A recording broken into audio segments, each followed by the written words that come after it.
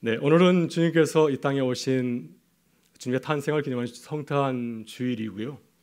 또 한 해를 마치고 또 새해를 다시 바라보는 송년 주일이기도 합니다. 함께 서로 바라보면서 인사하면 좋겠습니다. 메리 크리스마스. 네, 한 번 더 인사하겠습니다. 해피 뉴 이어. 해피 뉴 이어. 네, 감사합니다. 네, 기쁜 성탄절 복된 새해가 되기를 간절히 바랍니다. 오늘 성탄절을 맞이해서 은강지 성탄 특집호가 나왔습니다. 이번 특집호의 주제는 잃어버린 것들입니다. 지난 3년간 우리의 삶을 돌아보면 잃어버린 것들이 참 많이 있죠. 코로나 가운데서 잃어버린 것들이 참 많습니다. 예배를 한동안 드리지 못하였고 소모임도 갖지를 못하였고요.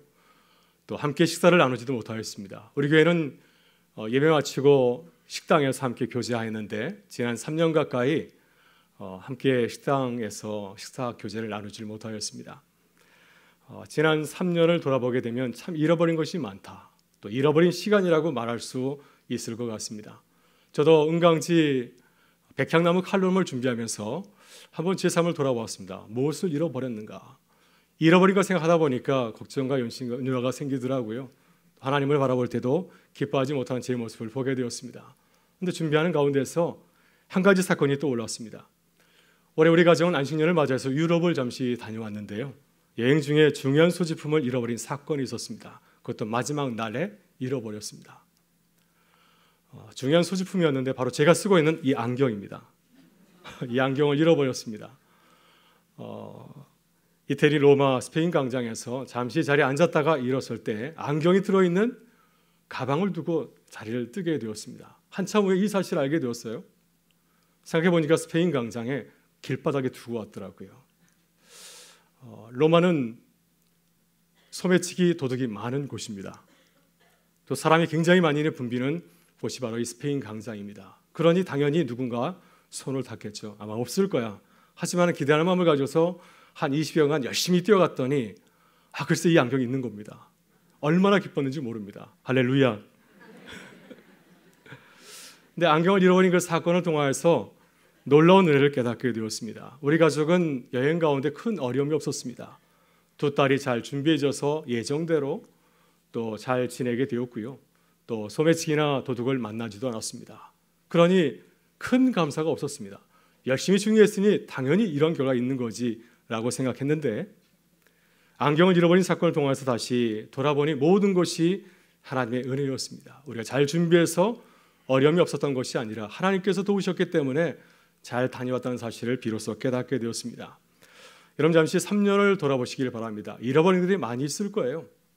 그렇지만 많은 것을 잃어버렸지만 또한 우리가 받은 은혜가 참 크다는 사실을 깨닫게 됩니다.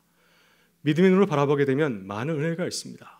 여러분 다시 한 해를 보내면서 다시 주님의 은혜를 깨닫고 감사하는 마음으로 새롭게 시작하는 또 새해가 될 수 있기를 주의 이름으로 축원합니다. 오늘 함께 나눌 말씀은 누가복음이 전하는 첫 번째 크리스마스 이야기입니다.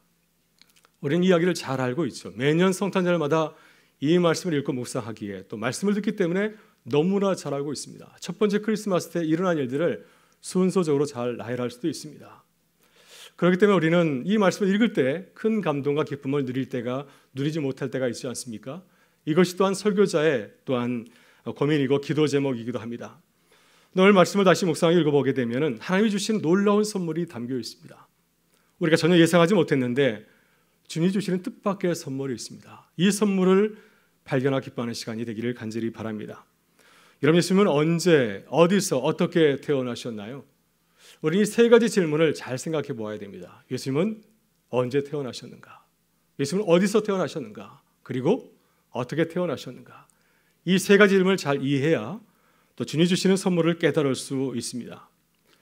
먼저 첫 번째 질문, 예수님은 언제 태어나셨습니까? 오늘 본문은 이 질문에 대해서 대답해 주고 있습니다. 본문 1절은 이렇게 말하고 있습니다.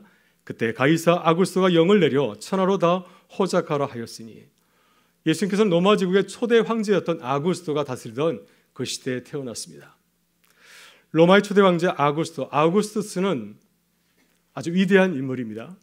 그는 사람들이 아주 오랫동안 갈망하였던 평화를 선물로 준 사람입니다.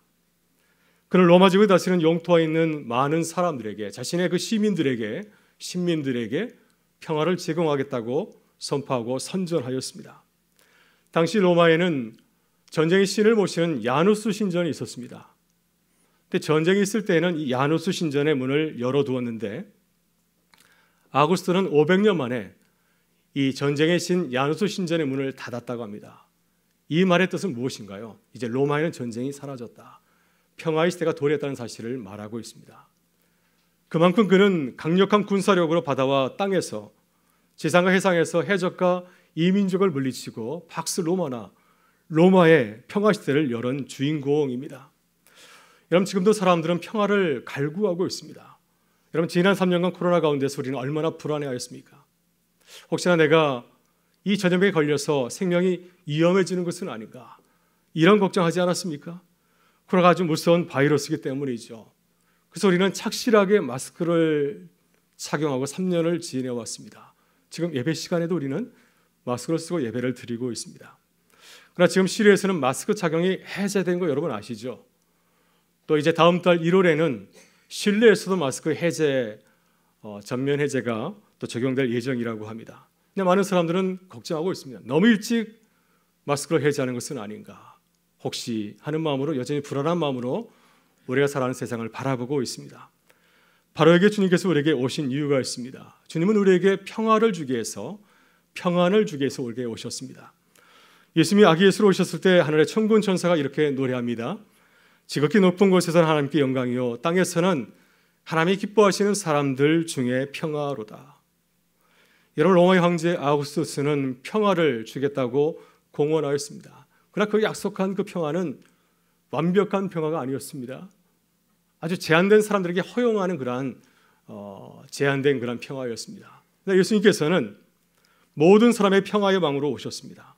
그리고 주님이 기뻐하시는 모든 사람들에게 이 평화를 약속하였습니다.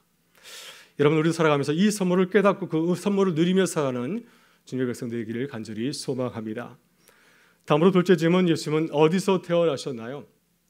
예수님은 오늘 본문을 보게 되면 베들레헴에서 태어났습니다. 예수님이 태어날 때 당시에 로마 전역에 인구 조사가 있었습니다. 모든 사람들은 자신이 태어난 그 고향에 가서, 자신의 가문의 그 고향에 가서 호적을 해야 했습니다. 요셉은 다윗 왕가의 후손이었기 때문에 다윗 가문의 고향인 베들레헴에 갔습니다. 그래서 예수님께서 이 베들레헴에서 태어나게 되신 것이죠. 4절을 보게 되면 누가복음은 다윗이라는 이름을 반복해서 강조하고 있습니다.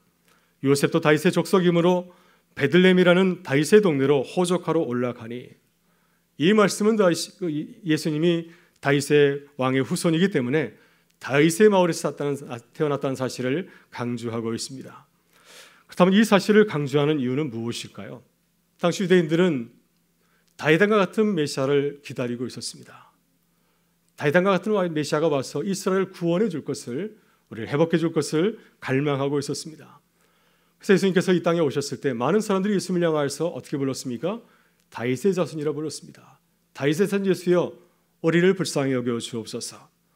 사람들은 예수님이 다윗과 같은 메시아가 되어줄 것을, 자신에게 이스라엘을 회복하는 그 기쁨을 줄 것을 갈망하고 또한 기대하였습니다. 그러나 주님께서는 단순히 이스라엘 회복을 위해서 오신 것이 결코 아닙니다. 주의 천사들이 목자들에게 나타나서 이렇게 선포합니다. 보라, 내가 온 백성이 미칠 큰 기쁨의 좋은 소식을 너희에게 전하노라. 오늘 다윗의 동네에 너희를 위하여 구주가 나셨으니 곧 그리스도 주시니라. 여러분, 예수님은 우리에게 어떤 분이신가요?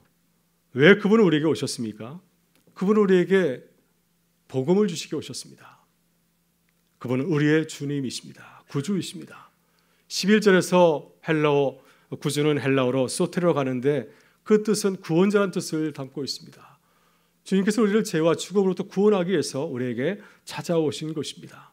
이 세상살이에서 우리를 구원하셔서 영원한 생명을 누리게 하시려고 우리에게 찾아오신 것입니다. 우리는 주님의 성탄을 맞이하면서 이 사실을 다시 깨닫고 감격해야 될 줄 믿습니다. 주님은 나를 위해서 오셨습니다. 나를 죄와 죽음으로부터 구원하기 위해서, 이 세상을 살아가면서 우리를 힘들게 어렵게 하는 그 모든 문제로부터 우리를 구원하시려고 우리에게 찾아오신 줄 믿습니다. 그래서 오늘 본문은 예수님의 오심을 온 백성에 미칠 큰 기쁨의 좋은 소식이라고 말씀하고 있습니다. 주님께서 우리에게 가장 큰 기쁨을 주시겠다고 약속하고 있습니다. 여러분, 오늘 이 시간 이 은혜를 깨닫고 누리는 기쁨이 함께 하시기를 간절히 축원합니다.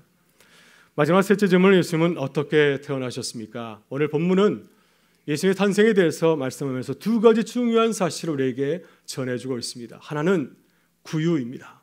이런 구유는 아기 예수가 누인 그 침대를 말하고 있고요. 또 한 가지는 바로 아기의 모습입니다. 실제로 보면 이렇게 증거하고 있습니다. 마리아가 첫 아들을 낳아 강보로 싸서 구유에 누였다라고 말씀하고 있습니다. 그리고 11절을 보게 되면 하늘의 천사가 목자들에게 이렇게 예수님에 관해서 전하고 있습니다. 너희가 가서 강보에 쌓여 구유에 있는 아기를 보리니 이것이 너희에게 표적이니라. 따라서 구유 그리고 아기 예수의 모습은 우리에게 찾아오신 주님의 탄생을 잘 보여줍니다. 여러분, 구유는 무엇입니까? 구유는 말이 밥을 먹는 밥통이죠. 말의 밥통입니다. 그런데 예수님은 만왕의 마귀신 하나님의 아들이시지만은 황실의 화려한 침대에 누이신 것이 아니라 말이 먹는 밥통을 아기 침대로 삼았습니다. 미국 사람들, 서구 사람들은 이제 아이를 낳게 되면은 출산용품을 준비하지 않습니까? 출산용품을 준비할 때 꼭 준비하는 것이 바로 아기 침대입니다. 영어로 크립이라고 하는 것을 꼭 준비하죠. 근데 놀랍게도 하나님께서는 아기 예수님을 탄생을 위해서 준비한 아기 침대가 있었는데 그 아기 침대는 무엇이었습니까? 바로 말이 먹는 밥통이었습니다. 말의 밥통을 주님께서는 하나님께서는 준비하셨습니다. 이것이 예수님께서 태어난 탄생의 놀라운 신비입니다. 여러분, 하나님의 아들이신 예수님이 세상에 오신 모습을 생각해 보시기를 바랍니다. 여러분, 구유가 어떻게 보이시나요? 근사해 보이십니까? 나도 아들 낳으면 거기에 누워야지, 이런 생각을 하시나요? 아마 그런 생각 하시면 거의 없을 것입니다. 강보에 쌓인 아기의 모습은 어떻습니까? 강보에 쌓인 아기 예수님의 모습은 도저히 하나님의 아들이라고 보여지질 않습니다. 그러나 여기에 놀라운 하나님의 은혜의 선물이 담겨 있습니다. 우리는 그동안 예수님께서 누이신 그 구유를 우리 문화의 눈으로 바라보았습니다. 우리 가옥의 구조를 보게 되면은 구유는 어디에 있나요? 구유는 마국간에 있습니다. 마국간은 사람이 사는 곳이 아니기 때문에 가축이 사는 곳이기 때문에 어디에 있습니까? 집에서 멀리 떨어져 있습니다. 그리고 아주 냄새나고 더러운 공간입니다. 여름에는 덥고 겨울에는 추운 공간이 바로 이 마국간이 아닌가 생각이 됩니다. 그래서 사람들은 이 마국간에서 음식을 해서 먹거나 또 그곳에서 잠을 자지 않습니다. 이것이 우리의 문화에서 바라본 구유의 그러한 자리, 공간이죠. 이런 문화적인 이유에서 우리는 구유에 태어나신 예수님을 생각하게 될 때 서글픈 생각이 듭니다. 예수님께서 마국간에서 태어나셨구나, 구유에 누우셨구나 생각하면서 참 가슴 아픈 생각이 들지 않습니까? 본문 7절을 보게 되면 예수님이 구유에 누우신 일을 이렇게 말씀하고 있습니다. 여관에 있을 곳이 없음이로라. 여관 주인이 마리아 요셉을 영접하지 않았기 때문에 예수님께서는 이제 이 마국간에서 예수님을 낳고 그곳에 있는 구유에 누이신 것입니다. 그러나 이러한 이해를 중동 사람들은 좀 이상하게 본다고 합니다. 다시 말해서 마감에 나오는 예수님의 이야기를, 성탄 이야기를 잘못 이해하고 있다고 이렇게 말한다고 합니다. 여러분, 중동 지역에서 30년 이상 살았고 그곳에서 성경을 연구하고 중동의 문화와 생활 양식에 아주 정통했던 성서학자가 있는데요. 그는 케네스 베일이라고 하는 유명한 성서학자입니다. 우리는 그의 말에 귀를 조금 기울일 필요가 있습니다. 그러면 오늘 주님이 주시는 이 말씀을 새롭게 이해하는 기쁨을 누릴 수가 있습니다. 여러분, 케네스 베일에 따르면 7장의 7절에 나오는 여관, 이 말을 잘못 이해하고 있다고 말씀하고 있습니다. 여러분, 7절에서 여관으로 쓰인 헬라어는 카타루마라고 하는데 이 단어는 돈을 주고 수복하는 여관을 말하는 것이 아닙니다. 여러분, 신약 성경에서 여관을 가리킬 때 쓰는 헬라어 단어는 따로 있습니다. 같은 본문인 누가복음을 보게 되면 10장에서 선한 사마리아인의 비유가 나오지 않습니까? 사마리아 사람이 강도 만난 사람을 만나서 어떻게 하였습니까? 그를 자신의 나귀에 띄우고 여관에 가서 치료하고 거주할 비용을 지불하였습니다. 근데 바로 이때 나오는 이 여관이라고 하는 단어는 전혀 다른 단어입니다. 판도크세이온. 그 말의 문자적인 의미는 모든 사람들에게 개방된 집이라는 뜻을 담고 있습니다. 오늘 본문에 나오는 여관이 없음이로라 할 때 그 여관은 다른 단어를 쓰고 있는데 카타루마, 이 단어의 뜻은 숙소, 방이란 뜻을 담고 있습니다. 그래서 이 숙소라는 단어를 여관이라고 잘못 이해하고 번역하였다, 이렇게 중동을 잘 아는 성서학자가 이야기를 합니다. 케네스 베일러는 이런 실수가 중동 지역의 가옥 구조를 잘 몰랐기 때문에 중동 지역을 잘 모르기 때문에 이러한 실수를 했다고 말합니다. 팔레스타인 지역의 평범한 가정은 어떻습니까? 우리나라에는 아파트가 참 많은데 중동 지역의 집을 보게 되면 일반적인 가옥들은 방이 2개 있었다고 합니다. 하나는 가족들이 사는 안방이고 다른 하나는 손님이 찾아올 때 내어주는 손님방이라고 하는 겁니다. 중요한 것은 손님에게 내어주는 방은 우리에게 거실과 같다고 봅니다. 우리에게 안방이 있고 거실이 있는 것처럼 이렇게 2개의 방으로 이루어져 있는데 이 거실에서 중동 사람들은 음식을 만들어 먹고 함께 교제하는 그런 공간이었고요. 더욱 놀라운 사실은 바로 이 공간에서 가축들과 함께 지내기도 하였다고 합니다. 가축들과 함께 지내다 보면 방을 따뜻하게 데울 수도 있고 또 도둑들에게 이 가축을 도둑맞지 않았기 때문에 이런 이유에서 이렇게 가축들을 거실에 들이고 함께 지냈다고 하는 겁니다. 우리에게는 정말 이상하게 보이죠. 왜 가축을 거실에서 지내게 했을까? 이상하게 보이지만 중동 사람들에게는 이것은 아주 자연스러운 일상이었다고 말합니다. 그러면 케네스 베일리는 이러한 지식을 가지고서 새롭게 본문을 이해하고 있습니다. 예수님께서는 여간에 방이 없어서 마구간 구유에서 태어난 것이 아니라는 것입니다. 100% 우리가 신뢰할 수는 없지만 중동 문화에 따르면 그렇게 이해할 수 있다. 이렇게 보게 될 때 우리는 예수님께서 맞이한 첫 번째 탄생 이야기를 새롭게 바라볼 수가 있습니다. 예수님께서는 베들레헴에서 환영과 환대를 받았습니다. 요셉과 마리아가 이제 여행하게 될 때 출산을 앞두고 있었는데 그때 베들레헴 지역의 사람들이 마리아와 요셉의 모습을 보면서 그들을 자신의 집으로 맞아들이고 자신의 거실을 내어줬다고 하는 겁니다. 그래서 바로 이곳에서 요셉과 마리아는 예수님을 낳게 되었고 그곳에 있는 그 거실의 구멍을 뚫어서 거기에 이렇게 가축들이 먹는 구유를 만들었는데 그곳에 예수님을 누였다고 하는 겁니다. 우린 7절 말씀을 묵상하면서 그동안 여간이 없어서 마구간에 태어난 예수님을 생각하곤 하였습니다. 그래서 유명한 성탄 연극이 만들어지기도 하였습니다. 빈 방이 있습니까? 라고 하는 이 연극은 우리의 이해에 따라서 우리의 문화와 상상력을 동원해서 재구성한 그러한 성탄절 연극이죠. 우리는 이 연극의 영향을 받아서 예수님께서 사람들의 환영과 환대를 받지 못하고 애롭게 태어났다고 생각을 하고 있습니다. 그러나 중동의 환대의 문화와 가옥 구조를 바라보게 되면 전혀 그렇지 않다고 하는 것입니다. 오히려 예수님께서는 사람들의 환대와 환영을 받으며 태어났습니다. 예수님께서 우리가 똑같은 모습으로 태어났기 때문에 중동 지역에서는 나그네를 맞이하고 환대하는 것이 아주 일반적이었다고 하고요. 나그네가 찾아왔을 때 그들을 맞이하지 않는 것은 마을의 수치였다고 합니다. 이런 관점에서 보게 될 때 베들레헴 지역에서 이제 예수님께서 마리아와 요셉이 출산을 앞두고 거리를 다닐 때 분명히 그들을 발견한 사람은 자신의 집으로 맞아들이고 그리고 예수님을 맞이했다고 하는 것입니다. 여러분 창세기 18장을 보게 되면은 아브라함의 이야기가 나옵니다. 하나님께서 아브라함에게 찾아가셨는데 나그네 모습을 가지고 찾아가셨습니다. 그때 아브라함은 그 세 나그네가 하나님의 것을 알지는 못하였습니다. 그러나 그들의 문화에 따라서 나그네를 자신의 집으로 받아들이고 극진히 환대하였습니다. 하나님께서 감격하여서 아브라함과 사라에게 내년에 아들이 있을 것이라고 축복하지 않았습니까? 예수님께도 그렇습니다. 예수님도 아기의 모습으로 우리에게 찾아오셨습니다.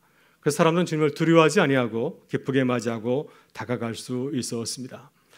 여러분 주님이 다시 오실 때는 어떤 모습으로 오게 될까요? 주님께서는 구름을 타고 영광스러운 모습으로 우리에게 찾아오실 것입니다. 그때 누가 영광스러운 그 주님의 앞에 나설 수 있을까요? 그 화려한 그 주님 앞에 죄인이 우리가 어떻게 그 앞에 나설 수 있겠습니까?